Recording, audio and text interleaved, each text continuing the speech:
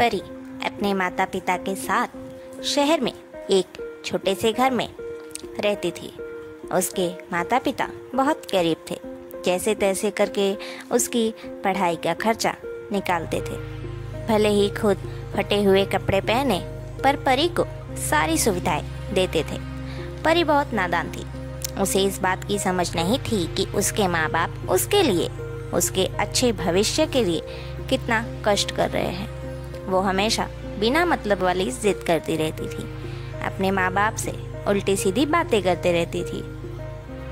हमेशा हर चीज़, हर खिलौना नए नए मांगती रहती थी, जबकि पुराने खिलौने अभी भी सही सलामत हैं।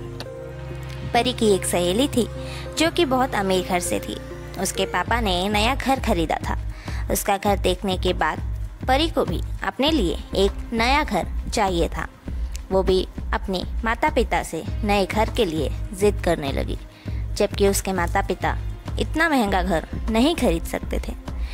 परी के पिता ने उसे बहुत समझाया कि बाकी लोग जो पैसे वाले हैं उनके लिए ये सब करना बहुत आसान है, पर हमारे लिए, हमारे जैसे गरीब लोगों के लिए नया घर खरीदना इतना आसान नहीं है। लेकिन परी को कोई बात समझ नहीं आई। परी अपनी जिद पर अड़ी रही कि उसे नया घर चाहिए तो चाहिए। वो अब इस पुराने छोटे घर में नहीं रहेगी। उस छोटी सी बच्ची को समझाने में उसके माता और पिता दोनों असफल रहे। अब दिन पर दिन परी की जिद बढ़ती ही जा रही थी। परी की जिद अब इतनी बढ़ चुकी थी कि उसने खाना पीना भी छोड़ दिया था, क्योंकि उसे नया घर चाहिए था, बिल्कुल वैसे ही जैसे उसकी सहेली का नया घर है, एकदम बड़ा और बहुत ही फैसिलिटी वाला। परी की जिद को देखते हुए परी के पापा ने एक फैसला लिया। उन्होंने उसे अपने साथ लेकर किसी जगह पर जाने का फैसला लिया। वो जगह एक गरीबों की बस्ती थी। परी के पापा उसे लेकर वहाँ गए। वहाँ उन गरीबों को बिना घर के झोपड़ी बना कर, टेंट बांधकर और ज़मीन पर प्लास्टिक और एक फटे फटे चादर बिछाकर सोते हुए देखा। उनके पास खाना बनाने के लिए चूल्हा तक नहीं था, राशन तक नहीं था। लोग मांग कर, क्या मेहनत से मजदूरी करके कमा कर खाना खाते थे। ये सारी चीज़ परी की आंखों के सामने जब आई तब परी को बहुत अजीब लगा।